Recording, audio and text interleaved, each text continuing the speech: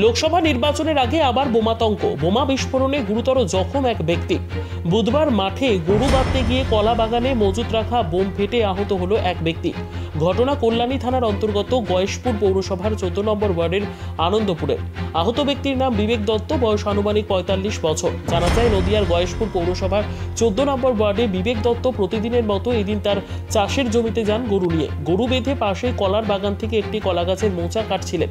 তখনই কলা গাছের গোড়ায় থাকা বোমাতে পা পড়ে পায়ের চাপে বোমা ফেটে আহত হন বিবেক দত্ত। বোমার শব্দে ছুটে আসে আশেপাশের লোকজন।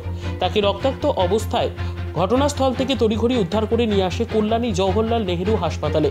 শুরু হয় চিকিৎসা। খবর পেয়ে ঘটনাস্থলে পৌঁছয় কল্যাণী থানার অন্তর্গত গয়েশপুর পুলিশ ফাঁড়ির পুলিশ প্রশাসন।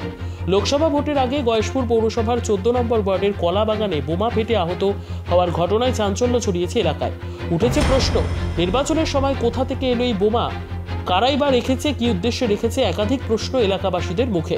এ বিষয়ে জখম ব্যক্তির আত্মীয় মালা দত্ত বলেন, প্রতিদিন নিজের বাগানে গরু বাঁধতে চায়, এদিনও গিয়েছিল। তবে কি করে ঘটনা ঘটলো তা স্পষ্ট নয়। বোমের আওয়াজ পেয়ে আমরা ছুটে যাই, এরপর তাকে হাসপাতালে নিয়ে যাই। কারা কি কারণে এই বোম ফেলে গেল তা বুঝে উঠতে পারছি না। প্রথমত যেটা আমি শুনলাম, গরু বাঁধতে না গরু ছুটে গেছিলো ধরতে গিয়ে, তারপরে মোচাটা নাকি, এবারে সবটাই শোনা কথা, কেউ তো আমরা স্পটে ছিলাম না, তো মোচা কাটতে গিয়ে নিচু হয়েছে নাকি, তারপরে বোমটা ফেটেছে, এটাই শুনতে পেলাম। এবার শান্ত পরিবেশকে অশান্ত কেউ বা কারা হয়তো নিশ্চয় করেছে, না বোমটা তো আর উড়ে আসলো না। তো আইনের পথে চলুক, নিরপেক্ষ তদন্ত করুক, যেটা হয় সেটাই করবে। আপনি লোকসভা ভোটের আগে এরকমই একটা জিনিস কি চোখে দেখছেন? আমার মনে হয় যেখানেই হোক না কেন, শুধু এখানে 14 নম্বর বা গয়েশপুরের বিষয়টা না, যেখানেই হোক না কেন এটা সঠিক না। কারণ আমরা কেউই বলতে পারবো না এটা কোথা থেকে আসলো, কিভাবে আসলো। আইনের পথে চলুক, আইন যেভাবে প্রশাসন আছে, প্রশাসন নিরপেক্ষ তদন্ত করে দেখুক, যেটা হবে সেটাই করবো। আপনি কত নম্বর ওয়ার্ডের কাউন্সিলর? 14 নম্বর ওয়ার্ডের কোন পুরসভা? গয়েশপুর পৌরসভা। আপনার নাম? লক্ষ্মীবাড়ি। হ্যাঁ, লক্ষ্মীবাড়ি। কে ছিল? আমার ওই ভাসুরের ছিল। নাম কি? বিবেক দত্ত। হ্যাঁ, তারপরে সেই দেখলাম আওয়াজ হয়েছে, তারপরে দেখলাম সবাই ধরে ধরে নিয়ে আসছে ওকে। মানে কোন জায়গায় হয়েছে এটা? এই যে সামনে এটা কত নম্বর ওয়ার্ড? 14 নম্বর। হ্যাঁ, কি তারপর মনে হচ্ছে?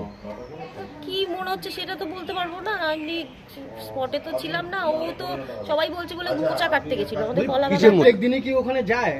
ও এমনি মাঠে গরু বাঁধতো, ওইখানটা আমাদের বাগান আছে, বাগানে ও বাগানটা নিজেদের? হ্যাঁ। আজকে সকালে কি হয়েছে? ওই গরু বাঁধতে গেছে, তারপরে তো গরু বাঁধতে যেয়ে দেখলাম আওয়াজ হয়েছে, তারপরে ওখানকার সময় বলছে মোচা কাটছিল বলে। তারপরে কি করলেন? তারপর হসপিটালে নিয়ে গেল। এখন কেমন আছে? আমি তো সেটা বলতে পারবো কতটা না। ইনজোর হয়েছে? ভালোই ইনজুর হয়েছে। কোথায় কোথায় লেগেছে দেখেছেন? না, আর সব জায়গায় রক্ত তো কি নাম ভর্তি। যে আক্রান্ত হয়? বিবেক দত্ত। আপনার কে হয়? আমার ভাসুরের ছিল। আপনার নাম? ওর নাম মালা দত্ত। বলছি ম্যাডাম, যে এই যে এই ঘটনাটা যে ঘটলো, এটা কি বুঝতে পারছেন কি, যে হঠাৎ এরকম ঘটনা? রাজনৈতিক কিছু না। হঠাৎ এরকম ঘটনাটা ঘটলো মানে কি, ওইখানে কি এই বোমটা কোথা থেকে আসলো বা কি বৃত্তান্ত? কি ছিল না ছিল আমরা তো বাড়ির থেকে বুঝতে পারবো না। আপনারা যেহেতু বললেন যে ওটা আপনার নিজেরই জমি, সেইখানে মোচা কাটতে গিয়ে এই ঘটনাটা ঘটেছে, তো কি মনে করছেন কি ঠিক কারা রাখতে পারে? বা আমি তো সেটা বলতে পারবো না কারা রাখতে পারে। এর আগে কি এরকম কোনো ঘটনা না, ঘটেছিল? কোনোদিন এরকম হয়নি। হঠাৎ আজকে এই ঘটনা ঘটলো? হ্যাঁ, কোনোদিনই হয়নি। তো কি চাচ্ছেন আপনারা, কি চাচ্ছেন? কি চাবো, ও সুস্থ হয়ে বাড়ি ফিরুক, এটাই চাই আর কি। কিন্তু এই যে ঘটনাটা ঘটলো, এই ঘটনার মানে এটা কি বলতে যাচ্ছেন? এটা তো প্রশাসনের হাতে, এটা তো আমাদের হাতে না। কিসের থেকে কি হয়েছে আমরা কি করে বলবো?